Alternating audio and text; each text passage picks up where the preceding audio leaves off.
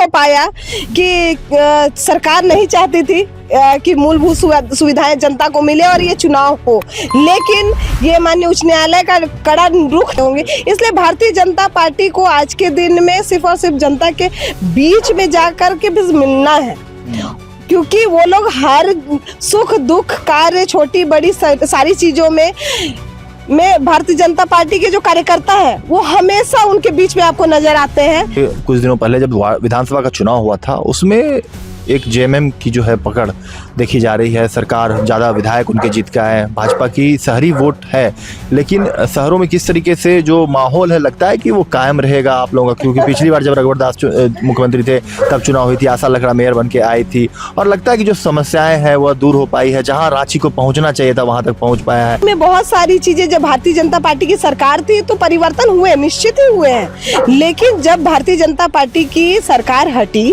उसके बाद निरंतर हमारा राजधानी के साथ झारखंड भी पीछे, कहते हैं ना कि 15 साल पीछे ढकला गया विकास के क्षेत्र में, क्योंकि आज की जो तोड़ मोड़ और गठजोड़ की जो सरकार है उसने सिर्फ मैया सम्मान योजना के अलावा और कोई भी योजना को सक्सेसफुल करने के लिए, ये योजनाओं को धरातल पर लाने के लिए उन्होंने कोई प्रयास ही नहीं किया। कोई स्थिति है, एक रोड नाली से लेकर के आपको हर जगह बद से बद स्थिति है, कचड़े बह जा रहे हैं, बिल्कुल बच्चे बह जा रहे हैं। मैं पूछना चाहती हूँ आखिर सरकार का ध्यान कहाँ है, किस चीज में है?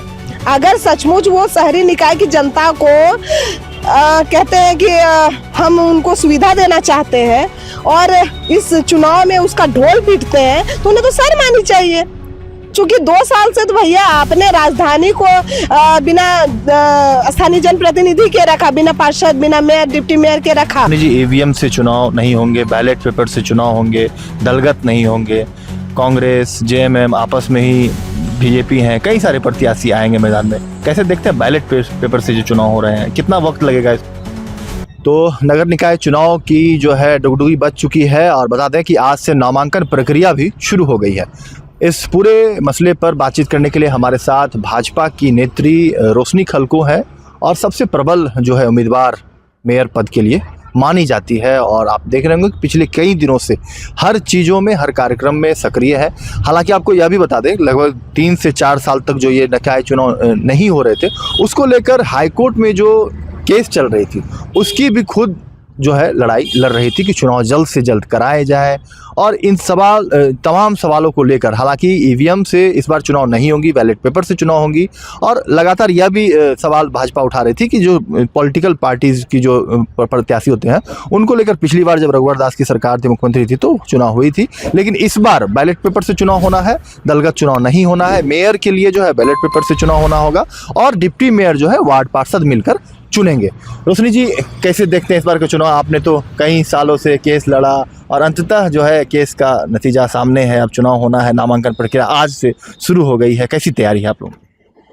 देखिए, सबसे पहले तो माननीय उच्च न्यायालय को मैं तहे दिल से धन्यवाद देना चाहती हूँ कि ये माननीय उच्च न्यायालय के कारण ही संभव हो पाया कि सरकार नहीं चाहती थी कि मूलभूत सुविधाएं जनता को मिले और ये चुनाव हो, लेकिन ये माननीय उच्च न्यायालय का कड़ा रुख था जिसके कारण सरकार को झुकना पड़ा और आज ये चुनाव संभव हो पा रहा है। इसके लिए पहले तो माननीय उच्च न्यायालय को तहे दिल से मैं धन्यवाद देती हूँ। और जहाँ तक बात रहा तैयारियों की, तो मैं बता दूं कि मैं भारतीय जनता पार्टी की एक छोटी सी कार्यकर्ता हूँ, एक सिपाही हूँ और निश्चित ही जो राजधानी की अगर मैं बात करूँ तो राजधानी में भारतीय जनता पार्टी के कार्यकर्ता हमेशा सक्रिय रूप से कार्य करते रहते हैं। मुझे भी आप जगह जगह पर कार्यक्रम करते हुए या अपना दायित्व पूरा करते हुए, अपने कर्तव्य पूरा करते हुए आपको मैं दिखती हुई नजर आती होंगी। मेरे जैसे कितने ही कार्यकर्ता आपको राजधानी में नजर आते होंगे। इसलिए भारतीय जनता पार्टी को आज के दिन में सिर्फ और सिर्फ जनता के बीच में जाकर के भी मिलना है, क्योंकि वो लोग हर सुख दुख कार्य छोटी बड़ी सारी चीजों में भारतीय जनता पार्टी के जो कार्यकर्ता है वो हमेशा उनके बीच में आपको नजर आते हैं। मेरा मानना ये है कि भारतीय जनता पार्टी के एक एक कार्यकर्ता और खुद रोशनी खलको भी एक कार्यकर्ता होने के नाते जनता के दिल में बसती है। लोग कहते हैं कि लोगों के घर के चूल्हे तक जाओ, लेकिन भारतीय जनता पार्टी कहता है कि आप घर के चूल्हे तक नहीं बल्कि उस परिवार में जो व्यक्ति रह रहे हैं उनके दिल में बसो। लेकिन पिछले कुछ दिनों पहले जब विधानसभा का चुनाव हुआ था उसमें एक जेएमएम की जो है पकड़ देखी जा रही है। सरकार ज़्यादा विधायक उनके जीत के आए हैं, भाजपा की शहरी वोट है, लेकिन शहरों में किस तरीके से जो माहौल है लगता है कि वो कायम रहेगा आप लोगों का? क्योंकि पिछली बार जब रघुवर दास मुख्यमंत्री थे तब चुनाव हुई थी, आशा लकड़ा मेयर बन के आई थी और लगता है कि जो समस्याएं हैं वह दूर हो पाई है, जहाँ रांची को पहुँचना चाहिए था वहाँ तक पहुँच पाया है। देखिए, रांची राजधानी है और निश्चित ही झारखंड का आईना है राजधानी। राजधानी में बहुत सारी चीजें, जब भारतीय जनता पार्टी की सरकार थी तो परिवर्तन हुए, निश्चित ही हुए हैं, लेकिन जब भारतीय जनता पार्टी की सरकार हटी उसके बाद निरंतर हमारा राजधानी के साथ झारखंड भी पीछे, कहते हैं ना कि 15 साल पीछे ढकला गया विकास के क्षेत्र में। क्योंकि आज की जो तोड़ मोड़ और गठजोड़ की जो सरकार है उसने सिर्फ मैया सम्मान योजना के अलावा और कोई भी योजना को सक्सेसफुल करने के लिए, ये योजनाओं को धरातल पर लाने के लिए उन्होंने कोई प्रयास ही नहीं किया। आज जो विकास के नाम पे ये फ्लाईओवर का बार बार ढोल पीटते हैं, मैं पूछना चाहती हूँ क्या इनका प्लानिंग था? ये भारतीय जनता पार्टी के कर कमलों से हुआ था और माननीय जो हमारे उस समय के मुख्यमंत्री हुआ करते थे रघुवर दास जी, उनकी पहल थी और उसी के कारण ये विकास आज जो आपको धरातल पर निकल आपको दिखाई दे रहा है। बहुत सारी ऐसी योजनाएं हैं जो आप रविंदर भवन देख लीजिए, जब नगर विकास मंत्री हुआ करते थे सीपी सिंह और रघुवर जी मुख्यमंत्री हुआ करते थे तब का ये प्रोजेक्ट है। तो इस तरह की बड़ी बड़ी जितने भी आपको योजनाएं दिखाई दे रही हैं वो भारतीय जनता पार्टी के टाइम में किया हुआ योजना है। आज रांची राजधानी की जो स्थिति है, एक रोड नाली से लेकर के आपको हर जगह बद से बद स्थिति है, कचड़े बह जा रहे हैं, बिल्कुल बच्चे बह जा रहे हैं। मैं बता दूं कि जब हम लोग बोर्ड परिषद में थे तो हम लोगों ने एक आदेश पारित हुआ था उसमें, और हम लोगों ने अनुशंसा भी उसमें की थी कि जितने भी बड़े नाले हैं शहर के उसे ढक दिया जाए। और जैसे भारतीय जनता पार्टी की सरकार हटी इस फाइल को ही कहीं घुमा दिया गया और वो आज भी खुले पड़े हुए हैं। तो मैं पूछना चाहती हूँ आखिर सरकार का ध्यान कहाँ है, किस चीज में है? अगर सचमुच वो शहरी निकाय की जनता को कहते हैं कि हम उनको सुविधा देना चाहते हैं और इस चुनाव में उसका ढोल पीटते हैं तो उन्हें तो शर्म आनी चाहिए। क्योंकि 2 साल से तो भैया आपने राजधानी को बिना स्थानीय जनप्रतिनिधि के रखा, बिना पार्षद, बिना मेयर, डिप्टी मेयर के रखा, और देवघर सहित धनबाद नगर निकाय के लोगों को, वहाँ की जनता को तो 5 साल के लिए बिलखने के लिए आपने छोड़ दिया था। अब सोचने वाली बात है कि जो दूसरे पार्टी से उठ करके कैंडिडेट आते हैं वो किन मुद्दों को लेकर के जाएंगे जनता के पास। चूंकि जो लड़ाई लड़नी चाहिए थी वो भारतीय जनता पार्टी के एक सिपाही होने के कारण हम लोगों ने लड़ी। कोर्ट में नगर निकाय को लेकर के चुनाव होनी चाहिए, वो भारतीय जनता पार्टी के सैनिक होने के नाते हम लोगों ने लड़ा। अब पूछना चाहती हूँ मैं कि ये जो अभी अलग अलग पार्टियों से बहुत सारे प्रत्याशी उतर रहे हैं, आपने ना आंदोलन किया, ना ही आप चुनाव कराने के पक्ष में थे, ना ही आपने कोर्ट का दरवाजा ठकठकाया, ना ही जनता की समस्या सुना, तो अभी आप क्या मुंह लेकर के हाथ जोड़ करके जाएंगे, ये देखने वाली बात है। और ये सरकार भी क्या मुंह लेके जाएगी उस जनता के पास, क्योंकि वो 2 साल से लेकर 5 साल का जो समय था 2020 से लेकर के अभी तक जनता को छलने का कार्य किया। रोशनी जी, ईवीएम से चुनाव नहीं होंगे, बैलेट पेपर से चुनाव होंगे, दलगत नहीं होंगे, कांग्रेस जेएमएम आपस में ही बीजेपी हैं, कई सारे प्रत्याशी आएंगे मैदान में, कैसे देखते हैं बैलेट पेपर से जो चुनाव हो रहे हैं, कितना वक्त लगेगा इसमें? देखिए, मैंने इसमें पहले भी कहा था कि सरकार की मंशा स्पष्ट नजर नहीं आती है, इसीलिए वो शायद मैं ये कहूँ कि उन्हें अपने कार्यकर्ताओं पर विश्वास नहीं है, शायद इसीलिए सिंबल पर भी नहीं करा रहे हैं और बैलेट पेपर का सहारा ले रहे हैं। क्योंकि मैं बता दूं 2008 में जो चुनाव हुए थे उसमें कितनी गड़बड़ियां हुई थी वो भी आपके सामने में रखा हुआ है। गड़बड़ियों के साथ क्या है कि परेशानियां बहुत बढ़ जाती हैं। आप ऐसे मान के चलिए कि अगर कोई व्यक्ति बहुत वृद्ध है तो बैलेट पेपर जो होता है, बैलेट पेपर में या तो उसको दिखाई नहीं देगा या मोहर मारने में कहीं ना कहीं गड़बड़ी होगी ही होगी, पहला। दूसरी कारण क्या है कि जो कर्मचारी अधिकारी इस पर लगेंगे मतगणना करने के लिए, उन्हें कितना लंबा वक्त लगेगा ये सोचना चाहिए रिजल्ट में। चूंकि क्या है कि पहले मशीन दबती थी तो उसमें आंकड़ा निकल आ जाता था तो वो सहजता पूर्वक हो जाता था।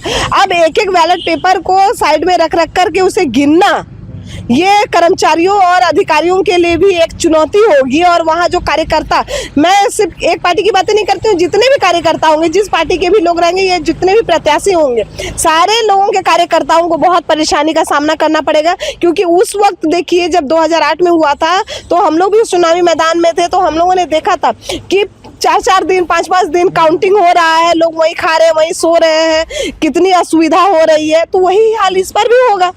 तो सरकार को था कि जनता का सुविधा देखते हुए, अधिकारी कर्मचारियों की सुविधा देखते हुए और अपने कार्यकर्ताओं का भी सम्मान रखते हुए मैं ये कहूँगी कि उनको ईवीएम से चुनाव कराना चाहिए था। लेकिन चूंकि सरकार की मंशा जब साफ रहेगी तभी ना। अब वो अपने हिसाब से पार्षद जिताना चाहते हैं, अपने हिसाब से प्रत्याशी जिताना चाहते हैं, जिसके लिए उन्होंने बैलेट पेपर ले करके आए हैं। ये भी लोगों को समझ में आता है, क्योंकि इससे पारदर्शिता नहीं होती है भैया। आप ऐसे मान के चलिए कि जो व्यक्ति ईवीएम से जिसको आदत हो गई है, अभी जो छोटे बच्चे मतलब समझिए जो 18 से लगभग 30 के बीच के लोग, उन्होंने बैलेट पेपर पे कभी चुनाव नहीं कराया है। नए वोटर्स जो है उनको भी परेशानी अभी होने जा रही है कि वो लोग भी इसको कैसे करेंगे, कहीं मोड़ने में कहीं गलती ना हो जाए, तो कहीं समझने में, कहीं मोहर मारने में कहीं गलती ना हो जाए। तो ये सारी समस्याएं हैं, क्योंकि उनको ईवीएम की आदत लग चुकी थी। गड़बड़ियाँ की तो अलग से आशंका रहती है तरह से। रोशनी जी, शहरों में भाजपा की अच्छी पकड़ मानी जाती है, आप क्या मानते हैं? विधायक रांची के भाजपा से कई सालों से हैं, क्या लगता है कि कितना उसका बेनिफिट आपको, पार्टी को मिलेगा इस चुनाव में? देखिए ये हम लोगों का सौभाग्य है कि रांची राजधानी सहित जितने भी नगर निकाय है लगभग में वहाँ पर भारतीय जनता पार्टी की सरकार है। और भारतीय जनता पार्टी की सरकार में यहाँ के स्थानीय विधायक हैं, स्थानीय सांसद हैं, जिन्होंने हमेशा जितनी भी छोटी मोटी समस्या है, बड़ी समस्या है, सब पर प्रखर रूप से बात उठाया है और निश्चित ही उसे समाधान करने का प्रयास किया है। आप देख लीजिए कि जब 2 साल हम लोग स्थिर थे, राजधानी की मैं बात कर रही हूँ, बाकी नगर निकाय की बातें भी मैं किनारे रखती हूँ। तो राजधानी की मैं अगर बात करूँ तो यहाँ के स्थानीय विधायक हैं श्री सीपी सिंह जी और नवीन जायसवाल जी, अभी स्थानीय विधायक है, और संजय सेठ जी रक्षा राज्य मंत्री भी और सांसद भी हैं। तो मैं बता दूं कि इस बीच में जो 2 साल का जो गैपिंग रहा, उसमें हम लोग इतने असहाय थे कि अपने कार्य क्षेत्र में, जो वार्ड क्षेत्र है या जो भी क्षेत्र है, उन सारे क्षेत्रों में छोटी बड़ी बहुत सारी समस्या आती थी। कभी रोड ठीक नहीं है, उसको रिपेयर बनाना है, नाली बनानी है, सामुदायिक भवन है, पानी है, बिजली है, बहुत सारी ऐसी समस्या है, मूलभूत सुविधाएं जो जनता से जुड़ी हुई है।